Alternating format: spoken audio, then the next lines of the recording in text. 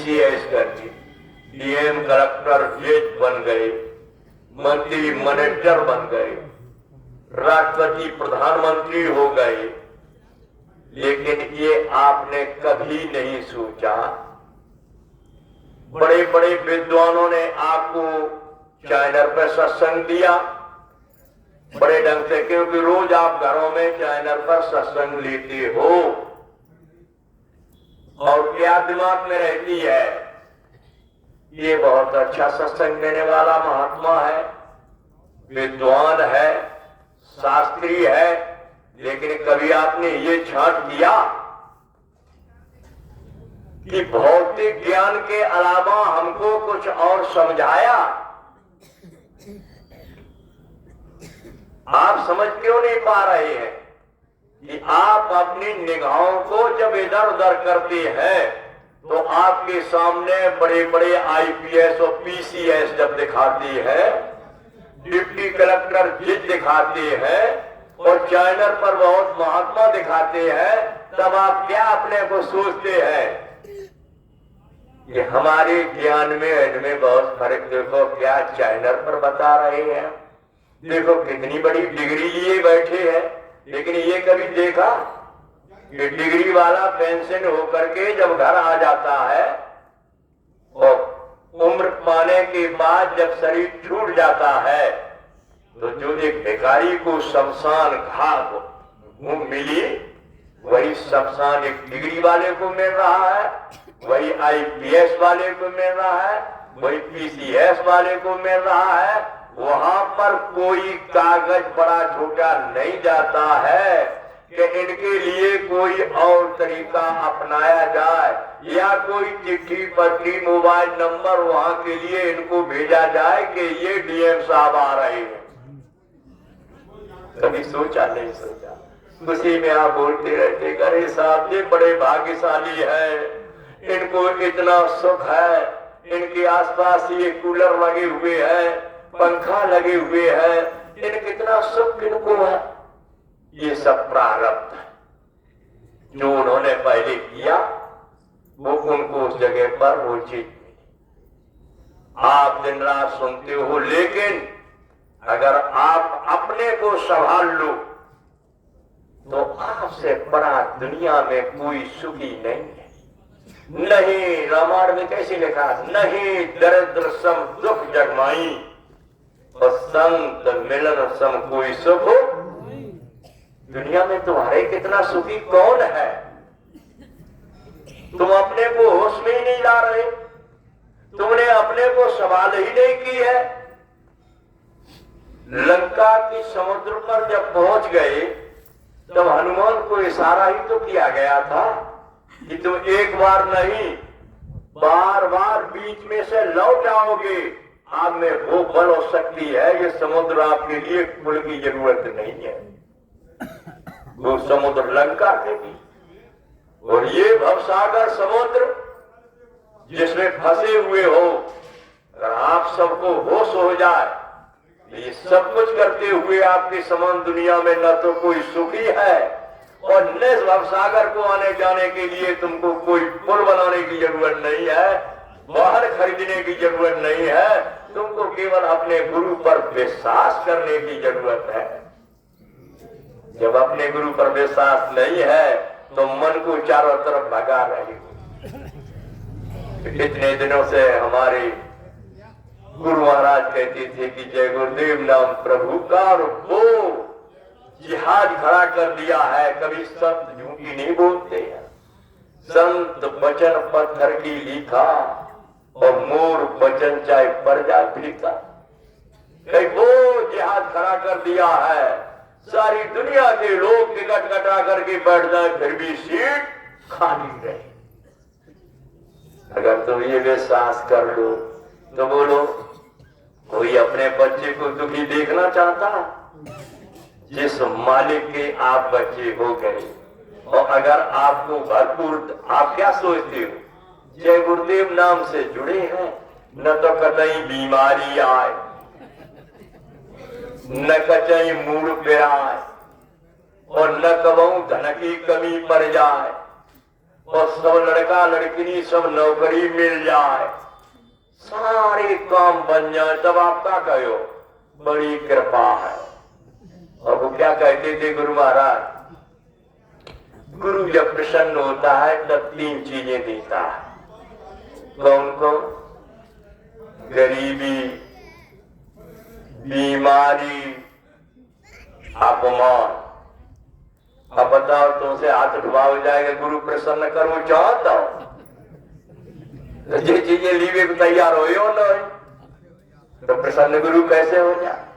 अच्छा, आपको माला माल कर दिया जाए ढंग से तो खुश हो ही जाए, और जब खुश हो ही जाए तो सुमिरन किनको होने लगे, को हो कि नहीं हो?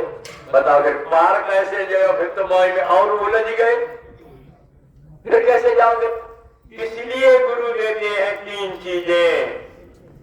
और रास्ता पहले से संतों का बना चलाया है। क्या मांगते थे? अब तो ऐसे हैं, अनामी पुरुष हैं, लेकिन फिर से अपनी मांग लेते हैं। पहले भी महात्मा क्या मांगते आए? कहते थे 3 चीजें चाहिए, तन, मन, धन। अब बताओ तुम्हारा भाई क्या गया? तब पूछते थे अब तुम्हारा क्या है? तन किसका हो गया? गुरु का। मन किसका हो गया? गुरु का। धन किसका हो गया? गुरु का। और तीनों चीजें नहीं, तब लोग काटते नहीं, लेकिन झूठा वायदा करते थे, देने वाले नहीं थे। अब अगर गुरु महाराज जब कान लगे तो कोई दिवैया है और पूछे, अच्छा सब अपने धन चाह रहे हैं, लेकिन क्यों लिया जाता था? इस गुरु महाराज न जब हम आपने समझ पाए, ताकि पहले शरीर से कितनी गलतियां कर डाली, अनेक गलती भूल भटक से कर, मन कितना भागता रहा, अब भी बदे फिर भी नहीं मान रहा, अब भी भाग रहा। और धन से अगर ज्यादा धन आएगा तो क्या किया? किसी का गला कटवाएंगे, किसी की खेती को अदल बदल कराएंगे, किसी की नौकरी में हलचल मचाएंगे, किसी से झगड़ा कर देंगे, कहेंगे तुमको 10 लाख लगा देंगे। ये क्या है? धन से। तीनों से जब कमियां कर ली तो उन तीनों की कमियों को कहां भरा पड़ा? यही नहीं जाना, ये दोनों आंखों की मध्य हाथ जीवात्मा के अंतःकरण हृदय के पीछे कैमरा लगा, उस कैमरे में ये तीनों चीजें भरी हुई हैं। जो जो हमने आपने पहले जन्मों में किया वो भी सब पूरा छपा हुआ, और अब कर रहे वो भी छप रहा। जब ये पूरा भरा रहेगा तो ये बताओ जन्म मरण कैसे छूट जाएगा? आत्म कल्याण कैसे हो जाएगा? मुक्ति कैसे होगी? लेकिन यहां चाहते हो कि सुख मिले। अच्छा, शरीर को सुख इस जीवन भर मिल गया, मान लिया कि आपने खूब गुरु को प्रसन्न किया और गुरु खुश हो गए, काल के गुरु कोई हो, वो अनाप शनाप ध्यान लेकर के पूरे जीवन सुखी कर दिया। लेकिन ये बताओ कि आखिर मृत्यु सबकी है, जन्म होगा तो मौत होगी, और जब मौत होगी मरने के टाइम पर, अब जो मर रहा और जन्म रहा उसे पूछो। गोस्वामी जी ने लिखा, जन्मत मरत दुसह दुख पीड़ा। जन्मने और मरने की पीड़ा अगर याद बनी रहे, जन्मने की पीड़ा अगर इतना होश हो, इतनी बुद्धि उस वक्त तीव्र करी जाए कि सारी बात याद रहे, तो दोबारा इस भौतिक का मोह नहीं देखोगे, संपत्ति का, क्योंकि वो याद रहेगी कि कितनी मुसीबत से हमारा ये शरीर माँ के जन्मते समय निकला, कितनी माँ पर मुसीबत और कितनी बच्चे पर, और मरते समय अगर होश हो जाए, लेकिन होश कराने वाले नहीं। ये समझते आप कि अगर किसी के पास धन हो और रास्ते में ये करो कि इसके पास धन बहुत 2-4 लोग लग जाए और गिरा करके उसके गले पे लात रख के और पैसा भी ले और मौत भी कर दे, बोलो मुसीबत बड़ी होगी कि नहीं होगी? इसी तरह से जब डॉक्टरों से हार जाती हो और घर पर लेकर सेवा के लिए कह दिया जाता सेवा करो जाकर, और जब सेवा करने लगती हो तो ये कौन बताने वाला दुनिया में है जो आप कहते कि चैनल पर सुन रहे, विद्वान कथा में बता रहे, महात्मा सत्संग सुना रहे, अरे हमारे गुरु महाराज के अलावा कोई इस चीज को अंतर से देख ही नहीं पा रहा जो आपको बता दे कि दो यमराज के सिपाही जब आते हैं तब अंदर में ऐसे दागते हैं जैसे जमीन पर डाल के और गर्दन पर लात रख ले, ऐसे अंदर में हमारे आपकी मुसीबत के लिए हथौड़ा लेकर के घुसते। उस वक्त तो मरने की याद करे, आंसू भी चल रहे, लेटरिन भी पतली हो गई, पेशाब भी निकल रही, पल पल हालत ये गुजर रही। अब बताओ उस वक्त मदद कौन करे? धन भी पड़ा रह गया, सामान भी पड़ा रह गया, परिवार वाले भी सब बैठे हैं, इष्ट मित्र भी बैठे हैं, दवाएं तरह तरह की रखी है, कोई कामयाब ही नहीं हो गई। किस लिए किया जाता गुरु? इसलिए कि हमारी इन मुसीबतों पर दया करो, इन मुसीबतों से बचाओ, जन्मना मरना अगर नहीं पार हो पा रही तो अगला जन्म हमको ऐसे ही दे दिया जाए जैसे अब ये मिल गया। लेकिन उसके लिए पहले तो पहचान करो किस बात की। रोज चाइना देखो, रोज सत्संग किसी न किसी का सुनते होगे। तमाम महात्मा मैं नहीं बता रहा हूं, कोई अपने को कमजोर नहीं कह रहा कि हम बाबा जय गुरुदेव और महाराज जी के सत्संग से कमजोर हमारा है, कोई नहीं, स्वीकार नहीं इसको कर रहा। लेकिन आप तो समझो इस चीज को कि दो ज्ञानों में भौतिक ज्ञान के अलावा चाहे महाभारत पूरा समझाया जाए, चाहे त्रेता का समझाया जाए और चाहे सतयुग का समझाया जाए, आप सुन लीजिए, लेकिन इन सब के बाद समझाने वाली बात आपको कोई दिखाई दे दुनिया में, आप बेशक गुरु कर लो, इसके ऊपर जो सुनाने वाला नहीं है। तो मैं आपसे निवेदन कर रहा हूं कि इस ज्ञान को अपने, इस बुद्धि को अपनी को, इस अहंकार को अपनी को लफा करके ये समझिए कि अध्यात्म ज्ञान क्या है और वो किस महात्मा के द्वारा मिल रहा है। दुनिया में आज मैं आपको बता रहा हूं, स्वामी जी महाराज जो गुरु महाराज बाबा जय गुरुदेव जी, उन्होंने भेद दिया और उनके बाद आज भेद जो मिल रहा है, महाराज जी के अलावा अध्यात्म ज्ञान का संसार में आज कोई गुरु नहीं है। हालांकि लोग तो ये कहते होंगे कि अपने की इतनी बड़ाई की बात कर रहे, कितने महात्मा है, लेकिन मैं आपको पहचान बता रहा हूं कि भौतिक ज्ञान की पूरी पूरी पहचान निरख परख आप इन दोनों आंखों तक ही कर पाओगे जहां भौतिक ज्ञान का अंत है और वहां से अध्यात्म ज्ञान की शुरुआत है। इन दोनों आंखों के जब ऊपर चलोगे तब आपकी शुरुआत की पढ़ाई शुरू होगी और वो ज्ञान बताने के लिए आपको जब तक गुरु नहीं मिलेगा तब तक आपको न तो कोई कैमरे के देखने वाला है कि कितना अच्छा कर्म है और कितना खराब कर्म इस कैमरे में भरा।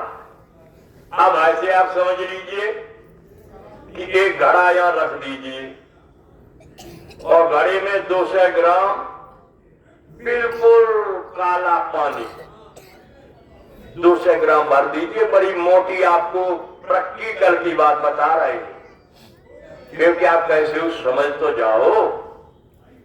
200 ग्राम उसकी तरी में काला पानी काले रंग का बिल्कुल पड़ा है, गंदा। अब बताओ ये गंदा पानी पड़ा है, जब तक ये बिल्कुल साफ सुथरा पानी नहीं होगा तब तक घड़े की गंदगी दूर कैसे।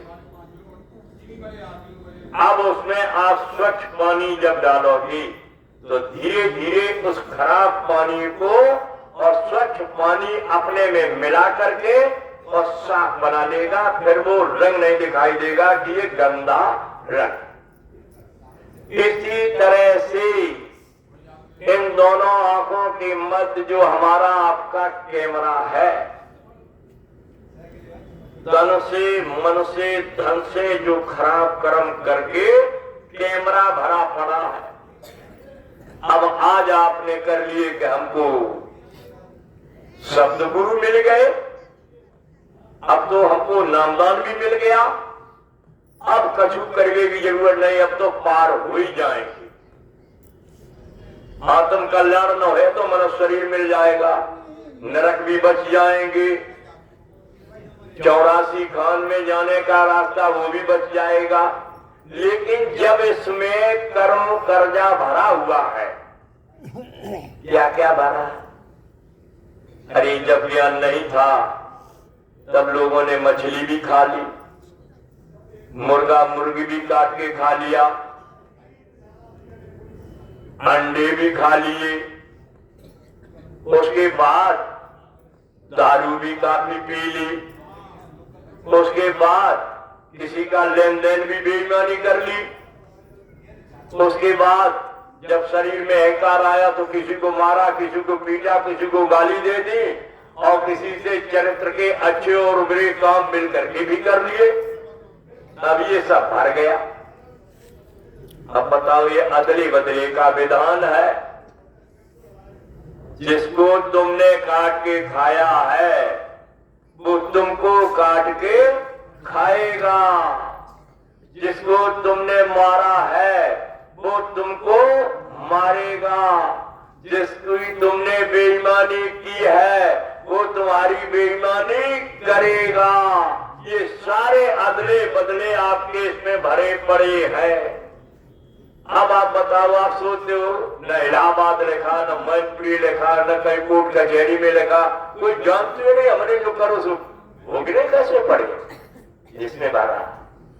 अगर इसमें भरे वाला यहाँ से वहां तक तार न मिला हो धर्मराज के यहाँ, तो बड़े अंदर जो कमरे में पड़े हुए हो वो कैसे जानते हैं कि चले जाओ दीनदयाल घर में सोए रहे हैं, उनका समय पूरा उठा करके लाओ। ऐसे ही इस कैमरे को भरा पड़ा है। अब आप जब सतगुरु के पास पहुंच गए तो उन्होंने समझाया कि अगर कर्म कर्जा नहीं कटेगा तो अदला बदला देना पड़ेगा। अदला बदला जब देना पड़ेगा तो गुरु खूब करे रहो, शब्द गुरु कर लो, जैसे बाबा जय गुरुदेव और आज महाराज जी हैं और आपने कहा हमने नामदान ले लिया, अब हमें किसी जरूरत नहीं, हम सब यही चल रहे, भौतिक में नहीं ज्यादा जा रहे। आप सोचोगे कि अब नामदान ले लो, घर बैठ के भजन कर लिए, बाकी क्या जरूरत। लेकिन स्वामी जी महाराज क्या कहते, यही जो मंदिर बना नाम योग साधना मंदिर, हम लोगों ने अपने आंखों से शरीर से बनवाया और मेहनत की। वो आपको मैं बता रहे कि जहां मंदिर बना खड़ा है उसके जहां अब सत्संग हो रहा है, मंच बनता है, जहां गुरु महाराज की समाधि अपने गुरु की बनाई जा रही है, अधूरी पड़ी। इतना गड्ढा स्वामी जी ने करवाया था कि 2 हाथी खड़े कर दो, एक नीचे और एक उसके ऊपर, फिर भी गड्ढा के किनारे तक नहीं आ पाए। इतनी गहराई, और वही मिट्टी उठवाई और उसी मंदिर में डर। आप देखो खेल महात्माओं का। और फिर उस गड्ढे को तरवाने के लिए अब तो सेवा ही क्या चलती। उस वक्त सेवा 15 दिन की, 20 दिन की, 1 महीना की लगातार। अब तो तुम्हारे पास ये भी कपड़े जो दिखाई दे रहे, बड़ी बड़ी सुंदर साड़ियां पहनने वाली गुजरात जैसी सेठों की, और हम लोग छपरियां नहीं पूज रही थी मिट्टी डालने के लिए, और कहा महोली की तरफ से मिट्टी खुद के उस गड्ढे में डाली। अब बताओ, वहां गड्ढा करवाया, वही मिट्टी डलवाई, और उसी गड्ढे को महोली से मिट्टी उठवा करके और फिर इतना। ये क्यों करवाया गया? अगर आप लोग सोच दे तो क्या कहते, बाबा जी की बुद्धि नहीं ठीक कि मोहली वालों पहले ही करवा देते मंदिर में, यहाँ कार्य करवाओ। यही सोच होती। ये क्या था? भौतिक ज्ञान। तो आध्यात्मिक ज्ञान क्या था कि आपके लिए शरीर का श्रम चाहिए, सेवा चाहिए। आपके कर्मों को जो मैंने अभी बताया कैमरे में जो भरे थे, वो कर्म क्रिया कैसे करती? जब शरीर को लगाया गया, यहाँ से मिट्टी उठाई, यहाँ डलवाई, और यहाँ से उठा के फिर यहाँ डलवाई, तो ये शरीर से गंदे कर्म जो कर लिए थे, वो कर्म कर्जा कटवा के इसको पेश कराया था। उसी में जब एक आदमी ये कह रहा है कि पूरा मंदिर हम बनवाएंगे पैसे से, गुजरात के पटेल मनु भाई, उनका कहना था कि हम बनवा देंगे इसको पूरा, अब ध्यान देना आप। तब स्वामी जी ने क्या कहा? तुम्हारे अकेले बनवाए का ये काम नहीं है। 2 रुपया भेंट देते थे, अच्छी भेंट देने वाला 5 रुपया, और खूब बड़ी भेंट देने वाला 10 रुपया। 1 रुपया, 2 रुपया, 5 रुपया, 10 रुपया, यही लाइन में सेवा चलती थी।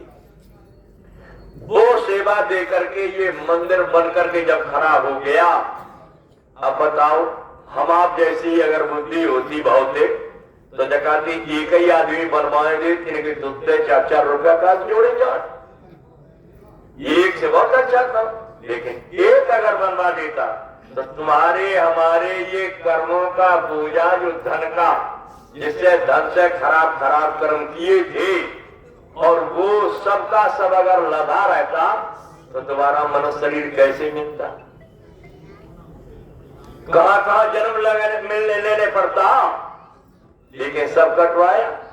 तो तन की धन की दोनों सेवाएं लगा दी, और तीसरी सेवा क्या रही? मन की। मन लगा करके लोग काम करते थे, सेवा को दौड़ कर कहते थे कि जी अब की बात टोकरी हमें दे दो फला, तो 10 फला तो हम डाल ही दे। ये मन। और अब का उसे कहा सत्संगी कहा था, अब हम घर कोई काम नहीं निबेट पाए रहे, अब जुटवाओ कैसे काम? ये बोरा जब बंधाया गया था, 15-15 दिन, 1-1 महीना घर नहीं जाती थी, झोला में सत्वा डाले, 2 दिन 4 दिन की रोटी डली है, तुम्हारे दरवाजे पहुंच गए तो खाने को मिल गया, आपकी इच्छा हो गई, और न इच्छा हुई तो द्वारे पे कुत्ता और रकाब गई, तो बोरा पहने बहुत नीचे ही लगत, कुत्ता तो वैसे दौड़ पड़ेंगे। और कौन उम्र थी आपको बता रहे, हाल ही स्कूल छोड़ा हुआ था, 30-35 साल की नई उम्र में बहुत सी देवियां तो रोती थी और कहती थी क्या देखो कितनी उम्र में इनको किसने बुरा पैदा करके कैसा बना दिया, अब हमारे यहाँ कुछ नहीं तो सरगंडी है, खाए जाओ महात्मा जी। और बहुत से लोग कुत्ता हड़का देते, 15 दिन तक नहीं घर आ रहे, 1 महीना घर ना नहीं रहे, 1 करोड़ों को फैलाया था। अरे प्रेमी भाई बहनों, तुम तो बड़े भाग्यशाली हो, और सारी मेहनत से बच करके तुम यही कहो कि से ब्लॉक अध्यक्ष और नया पंचायत अध्यक्ष मेरे घर महीना नहीं 15 दिन में आइए और सेवा ले जाइए। आप सोचते हो सेवा से बच जाएंगे, फायदा हो जाएगी, सेवा से बचोगे भारी नुकसान हो जाएगा, यार मौका निकल जाएगा, आपका खजाना खाली रह जाएगा। धर्मराज के लिए स्वामी जी महाराज क्या कहते थे, ए प्रेमी भाई बहनों, ऐसा कोई ठेकेदार नहीं अभी तक आया जिसने ये अपने श्रीमुख से शब्द कहा हो कि जब तुम जय गुरुदेव बोल करके शरीर छोड़ोगे, धर्मराज की कचहरी में तुम्हारे सामने तुम्हारे खाते का हिसाब हम कर। बताओ, यहां से कोई घर से जाने वाला है, परिवार से जाने वाला है, कोई रिश्तेदार जाने वाला है, कोई पैसा और कोई चीज ले जाने वाले है? कुछ नहीं। और जिसका गुरु ये कहे कि हम खड़े मिलेंगे, उस गुरु को तो तन मन धन सब झोंक लेना चाहिए फिर कब मौका मिलेगा। प्रेमी भाई बहनों, आप देख रहे कई आवाजें उठने लगी हैं। स्वामी जी महाराज मैं याद ही आपको आज दिला रहे, क्योंकि याद आगे चल के तो याद ही सत्संग बनेगा और नहीं कुछ बनेगा। जो लोग पूरी स्वामी जी महाराज के और महाराज जी के अंत तक का जो ग्रंथ बनेगा उसे ही जब सुनाया जाएगा तो अपने को लोग धन्य कहेंगे और ये कहेंगे कि वो लोग धन्य है जो इन महापुरुषों के साथ में रह करके और इस खेल के एक खिलाड़ी बने। अपने अपने परिवार में, अपने अपने गांव में, अपने अपने क्षेत्र में जो लोग इसके खिलाड़ी बनेंगे उनकी क्या करोगे? यादगार और पूजा कहोगे, धन्य है भी। आज भले ही उनको बुरा कहने लगे हो या अच्छा कहते हो, लेकिन वो वक्त आएगा तब आप कहोगे धन्य है वो लोग जो महाप्रभु के समय में और साथ साथ खेल किया था, सेवा दी थी। उन लोगों को कहां तक तारीफ कैसी, जैसे आज ग्वाल वालों की, कुल भीड़ों की, वानरों की, और हनुमान तो जंगल में रहने वाले थे। आज कितने मंदिर बना डाले आप, क्यों बना डाले? साथ ही तो दिया था, अगर साथ न दे होते तो आप क्यों बनाते? उस वक्त उनको कौन मार रहा था? जंगल में रहने वाले, बांदरों के साथ रहने वाले। आज हनुमान जी की जय जयकार आप बोल रहे, क्या काम किया था? यही तो था जो साथ दिया था। यही तुम्हारा जब आगे बनेगा तो न मालूम कि तुम्हारे घर वाले, परिवार वाले, रिश्तेदार तुम्हारे घर में क्या क्या यादगार बना दे तुम्हारी। ये मौका बार बार नहीं मिले। स्वामी जी महाराज जब इधर उधर क्यों चले गए लोग?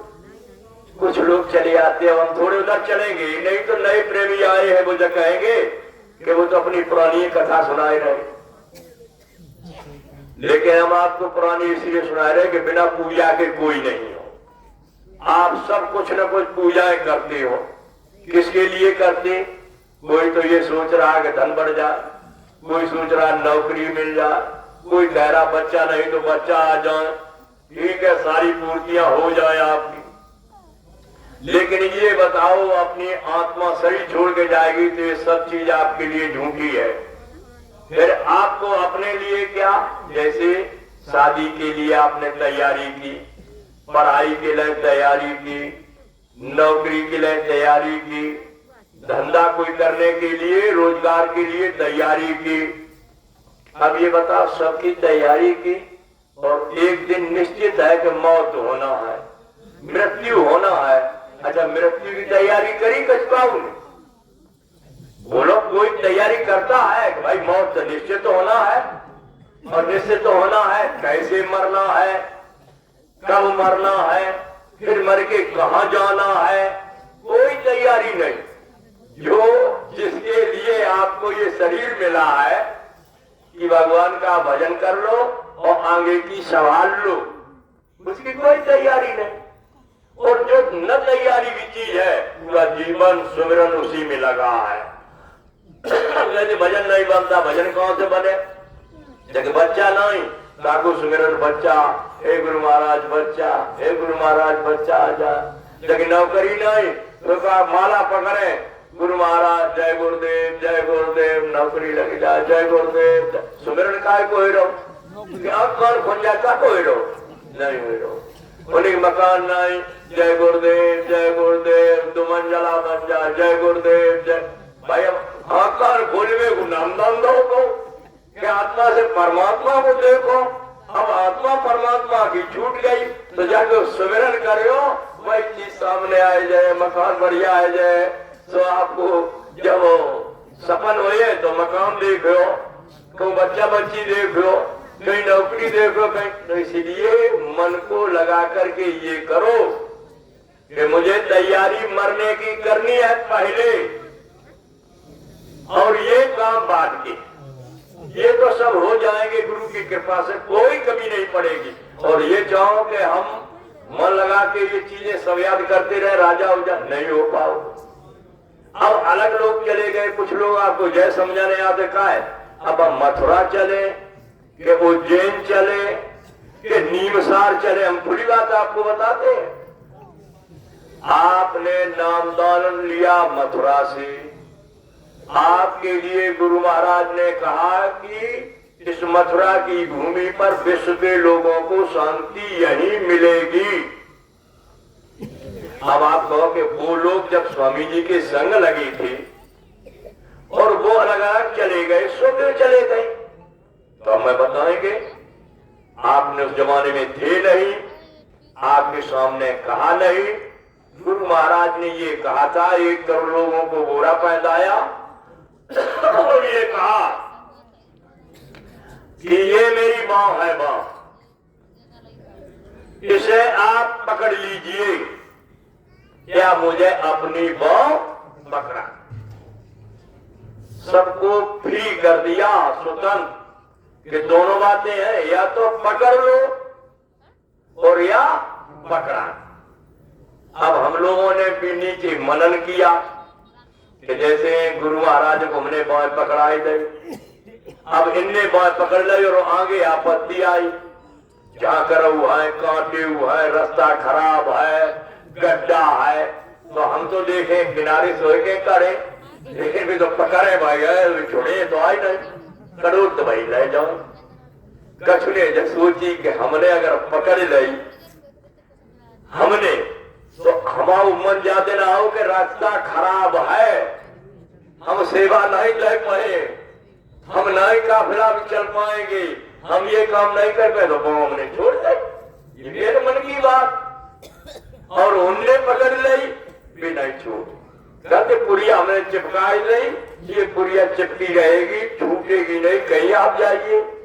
तो अब दोनों विचार वालों ने बैठ करके, जिन्होंने ये कहा कि आप पकड़िए मेरी बाँह, हमारा मन तो जा रहा कि चोरी करेंगे, हमारा मन कह रहा कत्ल करेंगे, हमारा मन कह रहा बेईमानी करेंगे, लेकिन हम बेईमानी भी करेंगे, गलत काम करेंगे, इसके जिम्मेदार बनोगे। हाँ, जो हमने बाँह पकड़ाई है आपको, तो जिसने बाँह पकड़ ली है वो जान कहाँ दी है, खूब मत चलाए रहोगे, जो काम करेंगे जो करेंगे, बाँह पकड़ी छोड़ेगा कैसे? और जिसने बाँह पकड़ी गुरु महाराज की, उसने देखा क्या कि अरे गुरु महाराज तो बिल्कुल बूढ़ी हुई है, अब जी मरेंगे, व्यवस्था वही लिए। और जब उनके हाथे नहीं पड़ी तो बाँह पकड़ी, इतनी पकड़ाई तो थी नहीं, तो जेल बैठिए जाए, छोड़ देगा। नीमसार बैठिए जाने वाले छोड़ दे। अब वो लोग आएंगे और समझाएंगे तो क्या कहेंगे, अब वहां कछुना, अब वहां चलो, फर्क करो। उन्होंने वहां गुरु महाराज की बाँह पकड़ी थी और हम लोगों ने बाँह पकड़ाई थी।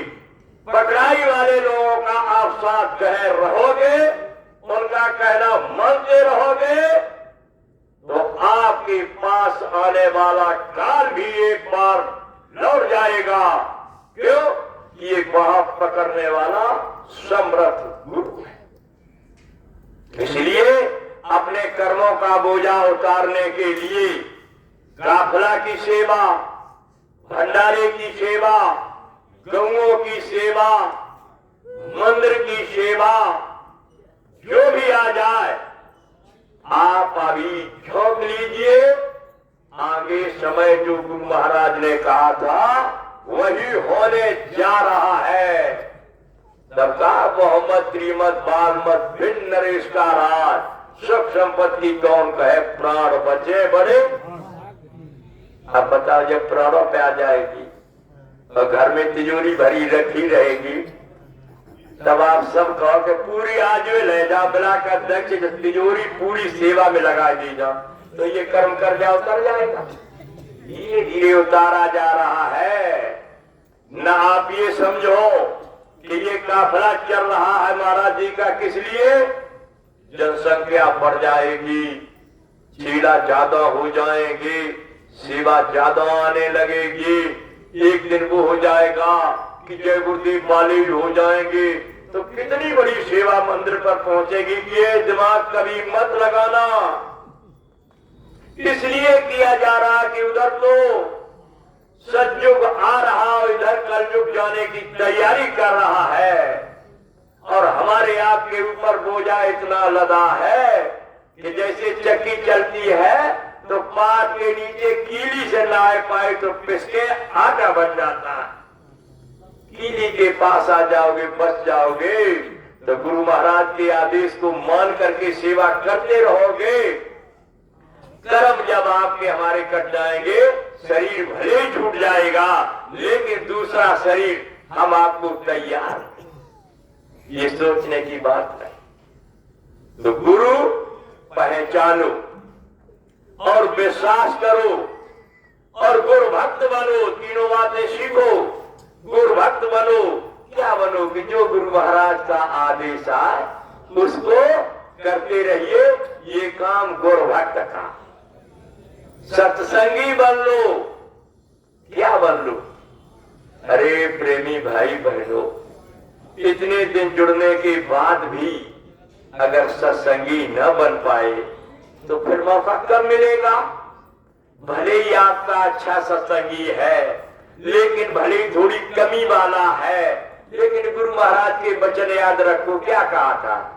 ये भाई भौतिक, ये बहन भौतिक, ये पत्नी और माँ भौतिक, लेकिन ये सत्संगी तुम्हारा सतलोक का भाई है। जब तुम्हारे अंदर ये भावना होगी तो एक दूसरे सत्संगी एक दूसरे की आलोचना नहीं करेगा।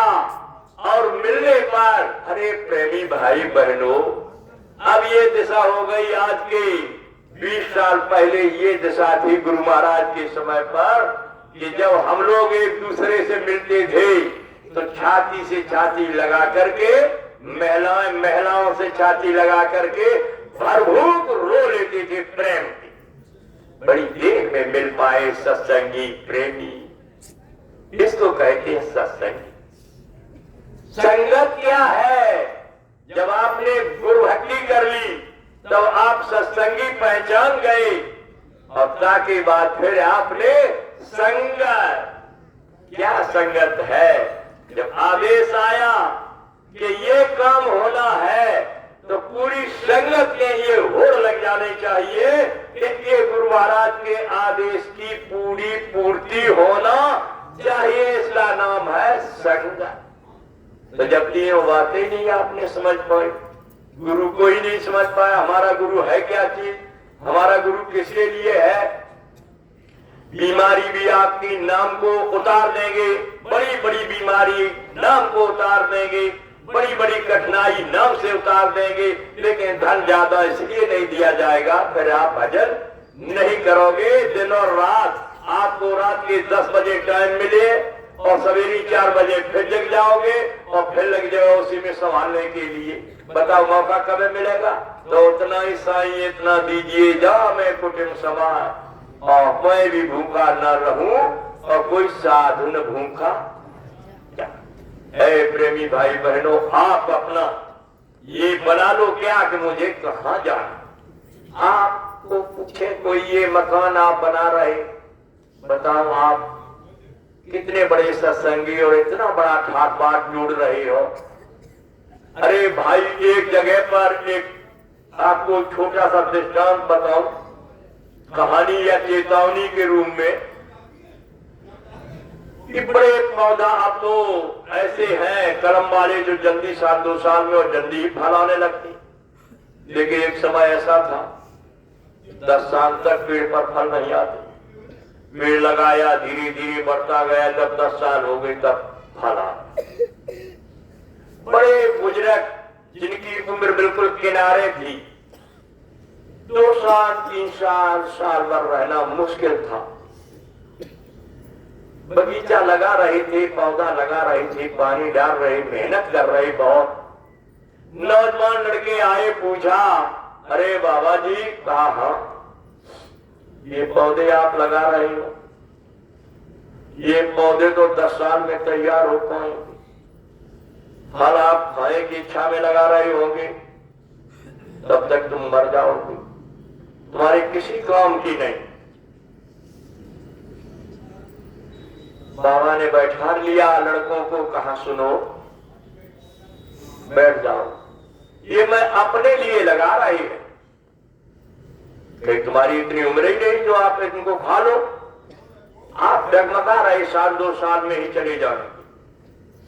कहा बैठा दिया, बैठा के समझाने लगे। जैसे आज प्रेमी क्या कहते, कहा आप कह रहे कि सतयुग आएगा और कलयुग में कलयुग जाएगा, कहा तमाम तो मरिए, थोड़े रहिए, तुम सब चले जाए हो, सतयुग तो हवे नहीं आओ।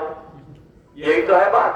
हमारे प्रेमी जाते हैं सत्संगी भाई बहन, जब किसी से कहते हैं तो कोई क्या कहा, तमाम तो मरिए, अब थोड़े रहिए, जीव मर जाए, सतयुग तो हवे नहीं आओ। अभी बेचारे दुखी हो जाते, कुछ नहीं था। उन्होंने बैठा लिया, बाबा ने बड़े ढंग से समझो, और क्या कही कि ये पेड़ हम लगा रहे 10 साल में फल आएंगे, तुम भी कहते हम भी कहते, लेकिन हम लगा अपने लिए रहे हैं। इसको कैसे लगा रहे कि सुनो, जब बैठा लिया तब समझाने लगे कि गांव में लड़का शादी के योग्य हो गया तो घर वालों ने उनकी शादी कर दी, एक ही लड़का, और माता पिता सास ससुर, बहू जब घर में आ गई तब उसका नियम जो था उसने अपना चाह, क्योंकि सास ससुर भी बहुत कीपड़ थे, लोभी, लेकिन बहू का नियम क्या था कि दरवाजे पर कोई आया फौरन एकदम लोटा लेकर के पानी पहुंचाया और खाना पहुंचा दिया, रोज का नियम। अब सास ससुर कहने लगे जो घर तो जल्दी उजड़िया है, रोज कोई आदमी कोई ना कोई दरवाजे पे तो आ ही जाएंगे, और बहू का ये नियम है कि आए और खाना तुरंत दिया। अपने कुरान लगे, घूम घूम के बात करने लगे, ऐसे घर नहीं रहेगा, सब बर्बादी हो जाएंगे, अरे कोई खाए क्या हो तो खाना पहुंचाए दो, न खाए क्या हो तो खाना पहुंचाए दो। बहू ये क्या कर रही, लेकिन बहू ने अपना नियम नहीं बदला। कुछ दिन के बाद उनके ससुर ने कही, क्योंकि तो कोई वाहन नहीं थी, पैदल आना जाना, कहा हम रिश्तेदारी में जाएंगे और गर्मी के दिन है, दोपहर पर भूख लगेगी जरूर। क्या बात है, दोपहर पर भूख लगेगी, बहू खाना बना के, और इटेची और झोला नहीं थे, खुजी थी, आधी जोड़ देंगी आधी बखा बोट देंगी, और कहा कि खाना डाल देना, कपड़ा डाल देना, और लोटा डोर के लिए पानी और लोटा जोगी में डाल देना। बहू ने कही आप बेफिक्र तैयार हो, हम सब कर देंगे। बड़े ढंग से देखो, समझो, आप जब चलने को हुए तो कपड़ा भी डाल दिए, लोटा डोर डाल दी और जोगी पकड़ा दिए। ससुर ने पूछे खाना बना के डाल दिया? बहू ने कहा आप चिंता मत करिए, मैंने खाना बना के में डाल दिया है, झोली में डाल के खाना, पानी बेटा सर्दी उधर कोई नहीं पिए, आप रख दो, जय गुरुदेव, पानी नहीं पिए आप रखो, जय गुरुदेव। अब वो चल खड़े हुए, लोटा डोर कपड़ा सब डले और खोजी पड़ी हुई जोर बोर पहुंचे। अब दोपहरी का टाइम हुआ, सोचने लगे कि अब तो कहीं खाना खाए ले, जहां पानी का कुआ हुआ कोई रास्ता हो। तो एक जगह पर अड़क चल रहा था बाल्टी, और वहां सोचा उन्होंने का पानी का साधन यही है, तो ससुर जो रिश्तेदारी में जा रहे तो खाना के लिए उधर ही कुआ की तरफ निकल पड़े। जब कुएं के पास पहुंचे, कहा पानी का साधन ठीक है, हाथ पैर धो ले और धो करके फुर्सत हो गए खड़े हो पाए, तब तक वहां जो पानी लग कर रहा था कुआ वहां चलाने वाला, उसकी घरवाली पानी लेके आ गई, खाना लेके आ गई, हाथ पैर धोए और जैसे ही खड़े भाई तैसे उसने टेर दिया, अरे बाबा इधर आओ। पहुंचा जाके, कहा खाना खा लो, कहा हमारा खाना इसमें पड़ा हुआ झोले, नहीं नहीं, उसके नियम ये था कि 2 थाली अलग से रोज आती, अकेला उसका पति लेकिन थाली दो। कहा कोई न कोई जरूर आ जाएगा। तो कहा एक थाली ये मेरी है और एक थाली तुम्हारे लिए आई है, क्योंकि मेरा यह नियम है घरवाली का कि 2 थाली घर से भेज दी है। उनने खाना पीना खा के वो उसका ही खाया और खा के चले गए रिश्तेदारी के। जब गांव किनारे पहुंचे तब कही अब जो खाना जो है कुत्ता उत्ता दिखाई दे तेरे डालते जो बहू ने बनाया गिरा रोज। तो जब झुग्गी में हाथ डालो जाऊ में कछू न, पिछेला वाली में हाथ डालो बहू में कछू न। अब सोचने लगे बहू बड़ी गमार है, बताओ खाना डालो ही नहीं, और झूठी बोल गई कहीं खाना मैंने डाल दिया है जाइए आप। अब बहुत भक्त बहुत नाराज। 1-2 दिन रहने के बाद जब घर लौट के आए तब बहू को डांटो जाए और कही तुमने इतनी झूठी बोली कि खाना हमने डाल दिया। अब किन्हें समझाए रहे? ये बाबा समझाए तो 4 लड़का बैठे हैं उनको कि सुन रहे बेटा जो कह रहे कि फल जो तुम लगा रहे इनको खा नहीं पाओगे। बहू ने कहा पिताजी मैंने खाना आपके लिए डाल दिया, आप मुझे ये बताइए आपको मिला खाना कि नहीं मिला?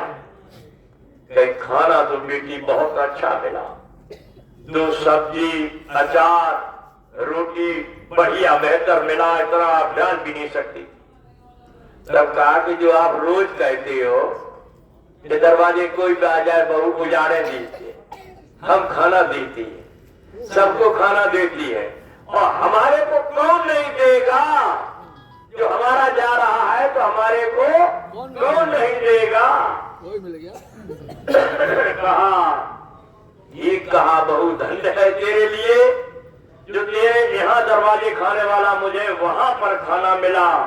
तब कहा बेटा समझ गए ये जो पौधा मैं लगा रहे हैं और मेरे इंतजार के लिए दूसरा इनसे भी बढ़िया पौधा लगा रहा, बढ़िया मकान बनवा रहा और बढ़िया तैयारी में है। जिस दिन हम यहाँ शरीर छोड़ेंगे ये सब लोग रोएंगे और उस घर वाले इंतजार करेंगे कभी बच्चा पैदा होने वाला है। इसलिए प्रेमी भाई बहनों बोलो, ये मत सोचो कि सतयुग कब आएगा हम सेवा देंगे और कलयुग कब आए जाएगा। अरे तुम्हारे लिए तो गुरु महाराज आगे सतयुग का पौधा लगा के तैयार कर रहे। जिस घर में जाओगे, जिस परिवार में जाओगे, जिस गांव में जाओगे, अरे यहाँ कार रह रहे हो इससे भी सुंदर इंतजार तुम्हारा हो रहा है। उस मरने की फिक्र मत करो, लेकिन ये जरूर बीज बोओगे, नहीं तो पौधा तैयार आप डालिए। यही तो गुरु महाराज कहते रहे हमेशा कि आप करिए और भजन करते रहिए। सेवा का काम बहुत जरूरी है। सेवा से अगर चूक जाओगे भजन नहीं बनेगा, सेवा नहीं दे पाओगे मन नहीं लगेगा, सेवा नहीं दे पाओगे बरकत नहीं होगी। आप करके देखिए, गुरु महाराज कहते 1 कदम चलोगे तुम्हारे लिए मैं 1000 कदम चलने को तैयार खड़े हैं। आप कब परीक्षा करोगे? आप नंबर खराब कर लोगे, परेशानियां उठाओ। जब तुम्हारा त्रिकालदर्शी गुरु है, अंतर्यामी गुरु है, आपका तीनों कालों की जानने वाला गुरु है, आपको किसी की चिंता करने की जरूरत नहीं। हे प्रेमी भाई बहनों, जो भी ये भाव भक्ति की जा रही है, अरे तुम सज्जों की भक्ति करने लगो या आप त्रेता का करने लगो विधान, या द्वापर के विधान में चले जाओ, लेकिन ये कलयुग है। जब आपको ये मालूम नहीं है कि सज्जुग की इस मनुष्य शरीर की आयु कितनी थी, युग की उम्र कितनी थी, भक्ति उस वक्त क्या थी? 17,28,000 बरस तक सज्जुग को रहना था। हम इसलिए मोटी बात ये भी बता रहे कि आपकी सूझ में आ गई या पड़ोसी कहीं आपका और अपनी गाड़ी पर ये लिखा के चला कि महाकाल, आपने देख लिया कि गाड़ी पर महाकाल लिखा है। अब आपने नहीं जानो, न लिखाने वाला जान रहा न लिखने वाला जान रहा कि है क्या। तो अलग अलग आपकी भक्तियों का है विधान। सज्जुग सब योगी विज्ञानी करे हरि भक्त करे भप्राणी। सज्जुग की ये तपस्या थी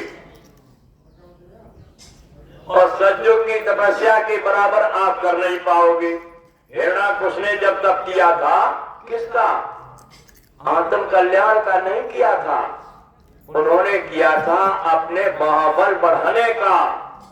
मुझे कोई मार न पाए, मैं किसी के द्वारा मारे न जाए, न जमीन पर मरे, न आसमान पर मरे, न हथियार से मरे, न जानवरों से मरे, मुझे कोई न मारने वाला हो।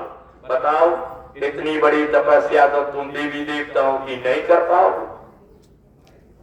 जब उन्होंने इतना बल कर लिया फिर भी उनको नरसिंह रूप धारण करके पेट उतारा गया। वो कौन युग था? सज्जग। उम्र कितनी थी? 17,28,000 वर्ष की। और यही मनुष्य शरीर बैठा, इसकी उम्र थी 1,00,000 वर्ष। 1,00,000 वर्ष। हड्डियों में प्राण, खून न रहे, चमड़ा न रहे, हड्डी पड़ी है, तब भी प्राण उसके अंदर है। अब आप जाप करने लगो सज्जुग का। हम इसलिए बता रहे हैं आपको कि सब उलझ गए जाप में। अब अगर सब तपस्या सज्जुग के नाम की आप करने लगो तो बताओ, उम्र भी आपको 1,00,000 चाहिए और 17,28,000 वर्ष युग की उम्र चाहिए। अब यह उम्र कितनी है? लगभग 100 वर्ष। कितनी देर बैठ लियो तो मामला साफ। अगर अन्न न मिला तो 4 दिन बाद प्राण खा तब चले गए। तो सज्जुग में हड्डी पड़ी है, कुछ न मिले तब भी प्राण नहीं जा रहे। कोई है चैनल पर बताने वाला? आपको कहीं कोई चैनल पर ये भेद बता रहा है? कोई नहीं बताने वाला कि अध्यात्म ज्ञान है। आ जाओ त्रेता में, देखो सज्जुग की योग विद्या, योगी विज्ञानी करे हरि भक्त करे भप्राणी, सबको साधना का विधान मालूम था। कान में उंगली डाली, ध्यान ऊंचा किया, घट्टा और शंख से जुड़ गए, मस्त होकर के सो रहे। ये सज्जुग का विधान। त्रेता आ गया, 12,96,000 वर्ष की उम्र त्रेता, और इस शरीर की उम्र 10,000 वर्ष। उधर हाथी के बल का मन था, इधर त्रेता में घोड़े के बल का मन कर दिया। और क्या हो गया? त्रेता विविधि यज्ञ नर करई और प्रभोए समर्प कर्म सब।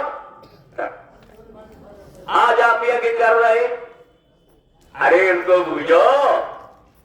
चैनल पे बोलने वाले या तुमको कथा सुनाने वालों को बूझो कि जब रामचरितमानस और संत महात्माओं ने बना करके तुम्हारे बीच में खजाना दिया है और उसी खजाने में ये लिखा है कि ये यज्ञ का फल कब मिलता था? जब त्रेता का समय था, 10,000 वर्ष की उम्र थी, 12,96,000 वर्ष का युग था, तब का ये विधान था। आज आप यज्ञ करवा रहे हो,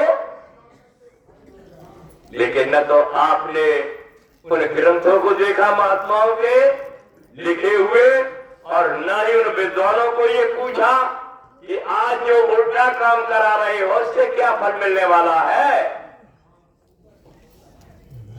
द्वापर लगा, घोड़े की ताकत मन की खत्म, सज्जों की हाथी की मन की ताकत खत्म, और द्वापर आ गया। और द्वापर में क्या कहा? द्वापर कर रघुपत पद पूजा और भाव नर तरे उपावना। यज्ञ को फल खत्म, योग का फल खत्म। अब द्वापर में काय को? मूर्त पूजा, मूर्त पूजा और मन की ताकत बकरा। देखो, हाथी की ताकत खत्म, घोड़े की ताकत खत्म मन की, और गाय क्या आई गई? बकरा। और कोई तपस्या क्या हुई? तपस्या हो गई मूर्त पूजा। प्रैक्टिकल एकलव्य को जब गुरु द्रोणाचार्य ने अपने यहां से गुरु विद्या देने को हटा दिया, कहा हरिजन हो, और वही जब मूर्त बना करके और ज्ञान को सीखा तो उनके सामने रहने वाले अर्जुन और जितने भी महाबली थे सबके सब फेल हो गए। तब कृष्ण भगवान ने उनका अंगूठा मांगा था जा करके, क्योंकि इसके कोई भी इसे हरा नहीं पाएगा। ये कब का था ज्ञान? द्वापर। समझ गए आप लोग? द्वापर मूर्त। लेकिन महात्माओं ने फिर उसके लिए क्या बना दिया कि मूर्त का मनुष्य बनाया, मूर्त, और बड़ी बड़ी आंखें, और बड़ी बड़ी आंखें बना करके द्वापर में ये विद्या सिखा दी कि आप इन आंखों को बंद कर लो और सामने इसकी आंखों को देखो। किसकी? जो मूर्त बनाई उसकी। इधर उधर ध्यान मत करना, उसकी आंखों पर निगाह करो। और जब आंखों पर निगाह की तब साधना का काम हुआ कि ये दिव्य दृष्टि की आंख जो हिल रही है, कान अंदर इसका हिल रहा है, उसे जब एकाग्र करोगे तब ध्यान बने। ये महात्माओं ने जब आप मूर्त पूजा में विशेष रुचि बना गई तब कलयुग में ये सिखाया कि आप मूर्त बना दो और मूर्त पर अपना ध्यान टिकाओ, मन को इधर उधर न भगाओ।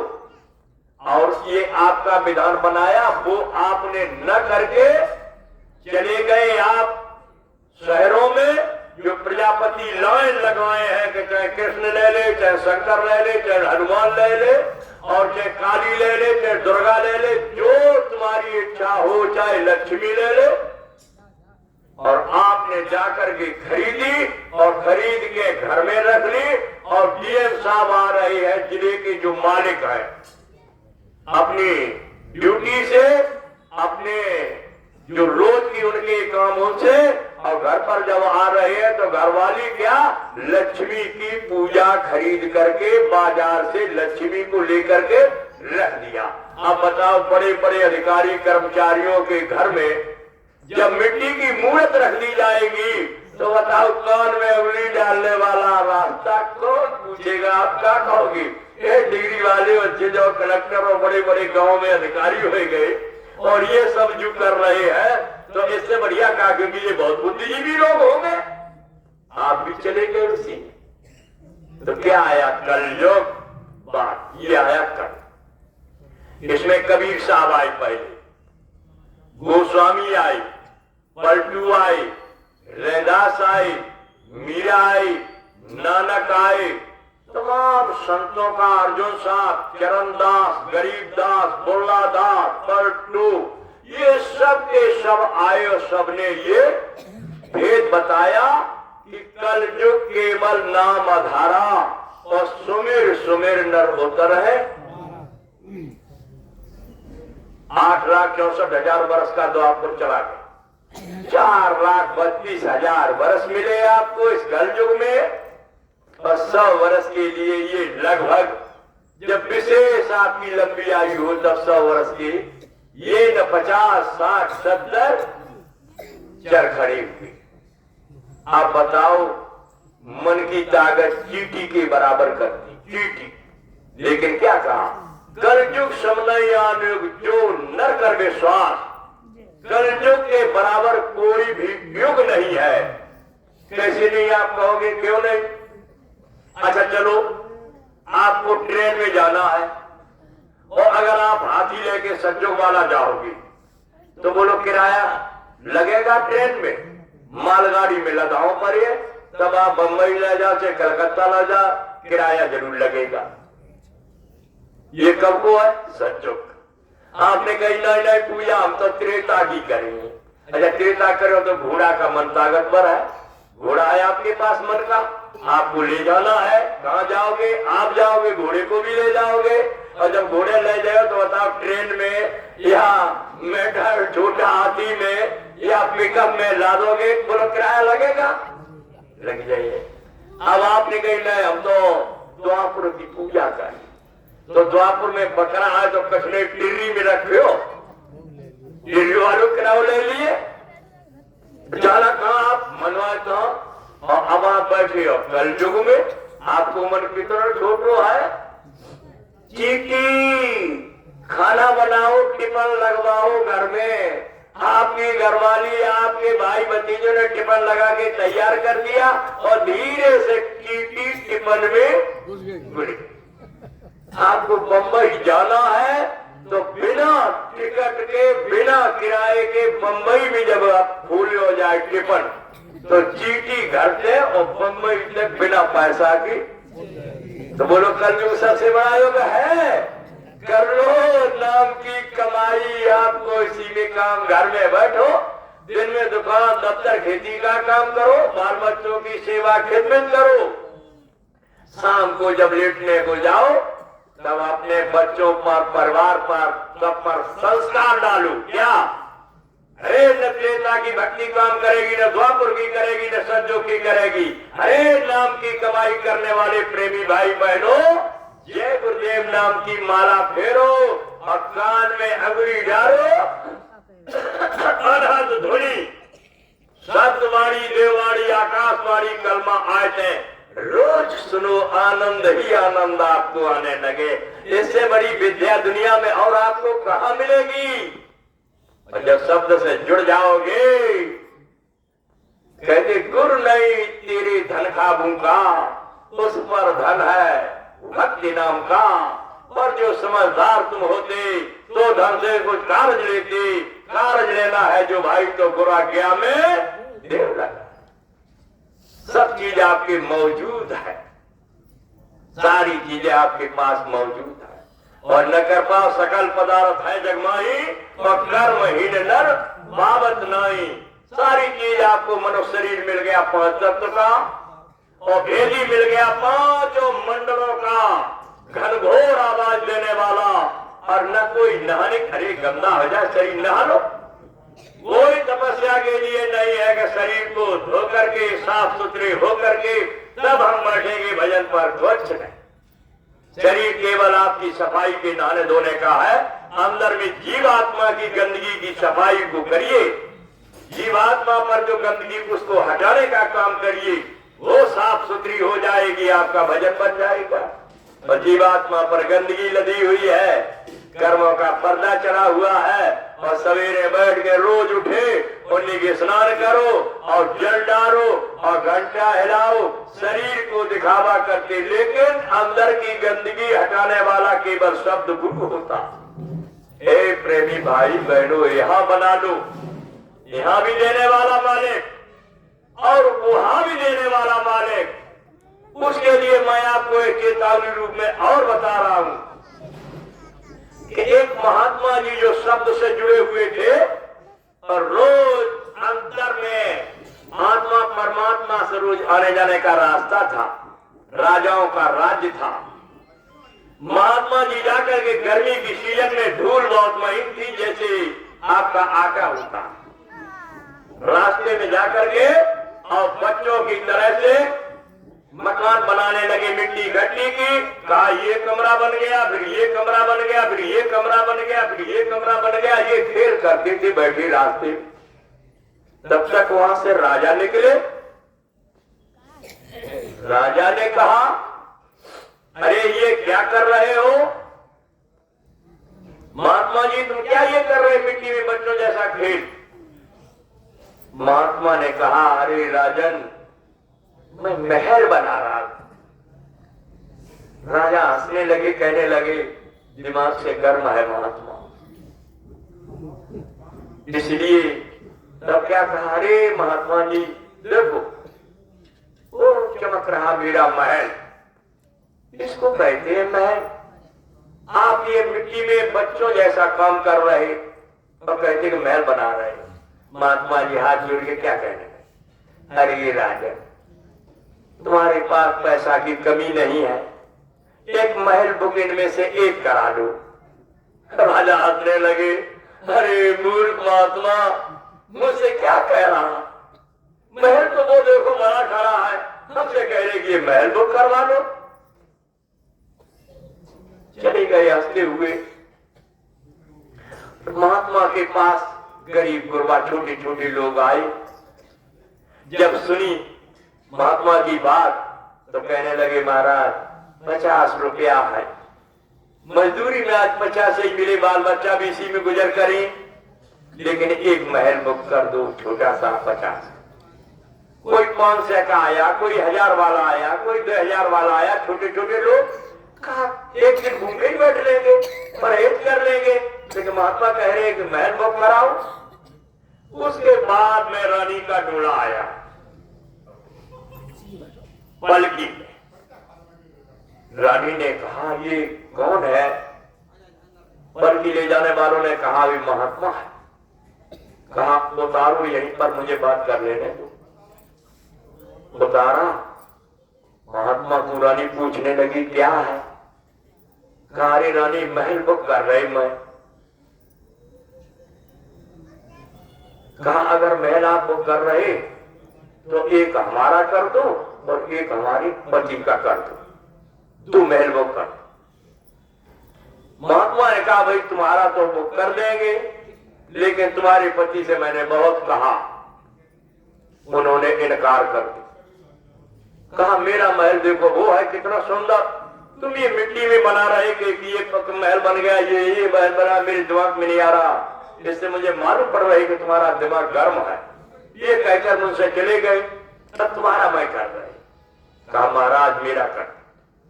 कहा 50,000 वाला कर दे कि कर दो? कर दिया। रानी भी चली गई, ये भी सब चले गए, महात्मा भी चले गए। रानी और राजा जब अपने महल में सोए,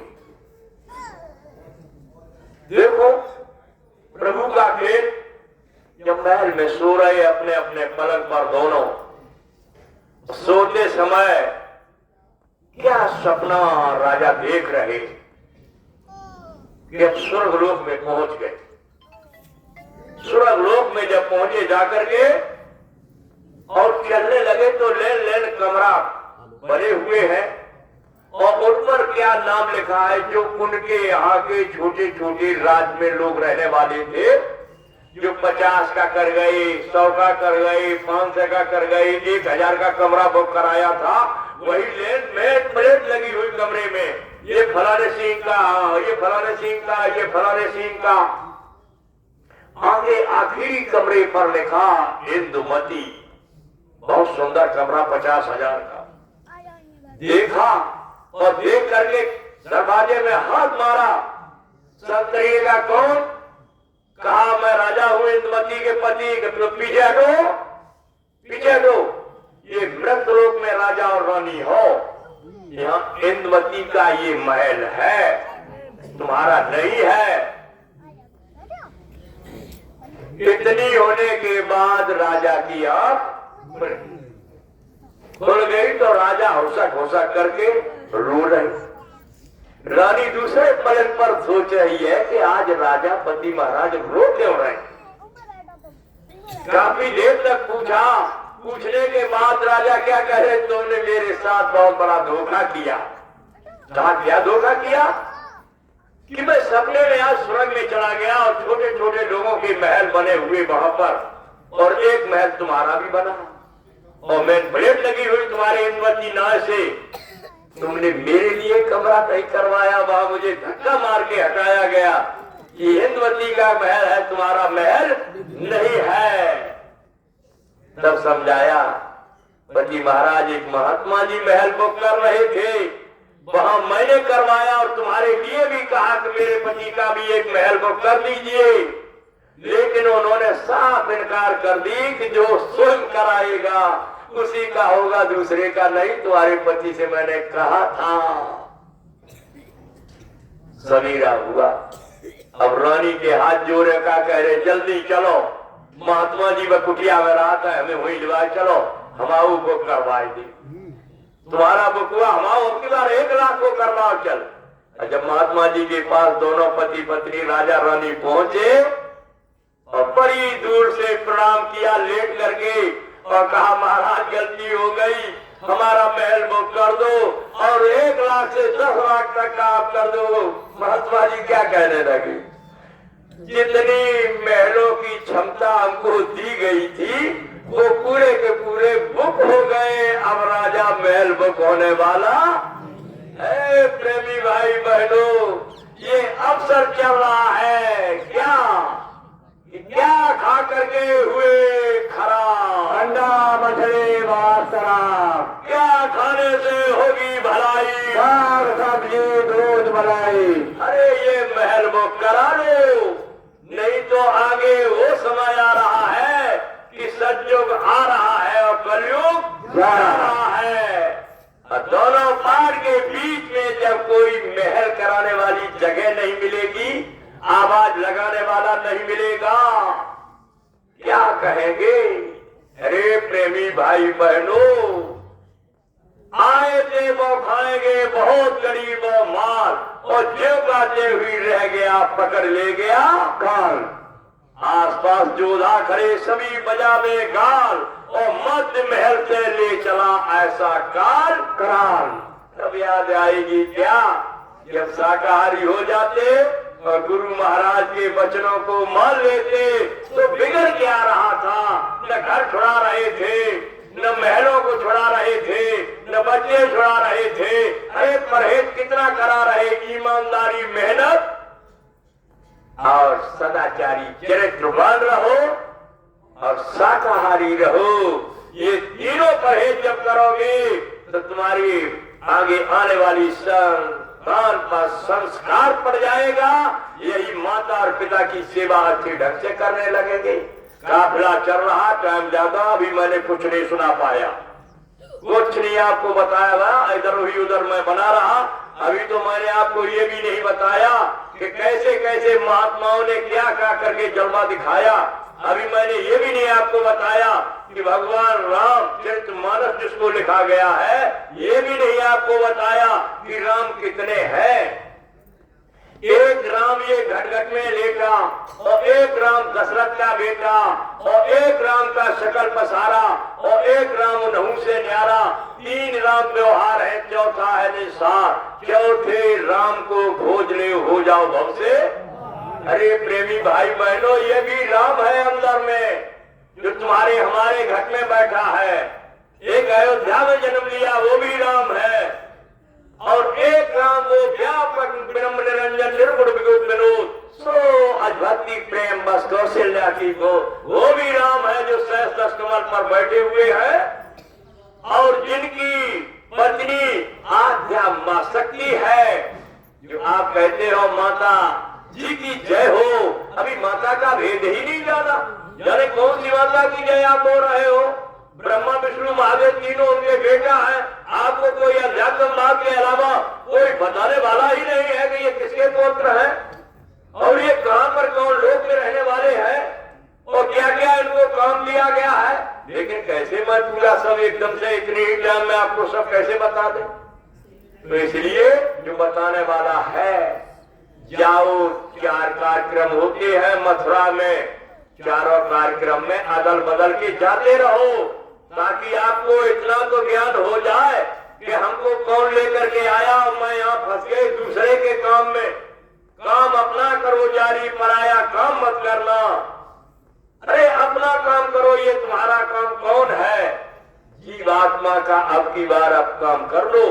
गुरु भी मिल गया, घाट भी मिल गया, कपड़ा धोने वाला भी मिल गया, अब धुला लो इससे और चूक जाओगे, खाली चले जाओगे। चारों कार्यक्रम मथुरा वाले अपने अपने यहाँ से गाड़ी घोड़ा करके रिश्तेदारों को लेकर के, और इधर खिटौड़ा है जहाँ गुरु महाराज की जन्मभूमि है, बीच बीच में अपने गाड़ी वाहन कर लो, खिटौड़ा का मंदिर देखो जाकर।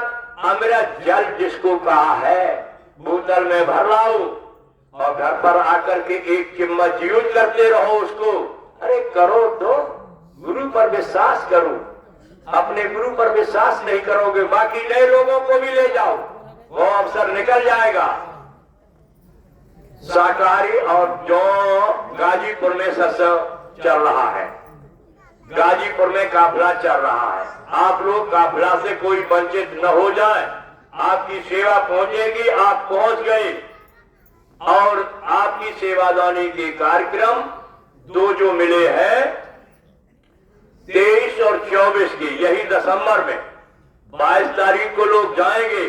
अगर किसी से ब्लॉक अध्यक्ष ने सेवा न ले पाई हो तो आप लोग फौरन फोन करके या नया पंचायत वाला आपके पास है उसको दौड़ दौड़ करके उनको दीजिए। तीनों लोग निकल के आ जाए, ब्लॉक अध्यक्ष, कोषाध्यक्ष, मंत्री। इस ब्लॉक के प्रावली ब्लॉक के 3 लोग, राजेंद्र सिंह, अवसान सिंह और पुराने राम प्रकाश है कि नहीं है? अच्छा है, देखो हम आपको पहचाना दे। अगर कहीं आपकी सेवा देने में लेने में कोई मिस्टेक हो रही है तो तीनों लोगों के नंबर रखिए आप और इनसे फोन करिए कि ब्लॉक अध्यक्ष मेरे पास नहीं आए या नया पंचायत वाला मेरे पास नहीं आया। फौरन आप इनसे फोन करेंगे। कहाँ चले जाते? देखो ऐसे खड़े हो जाओ। ये आपकी ब्लॉक के अध्यक्ष पहचान लो। ये अगर दुकान पर खोखा पर ज्यादा बैठे रहे तो आप फोन मारिए, कोई अफसर निकला जा रहा।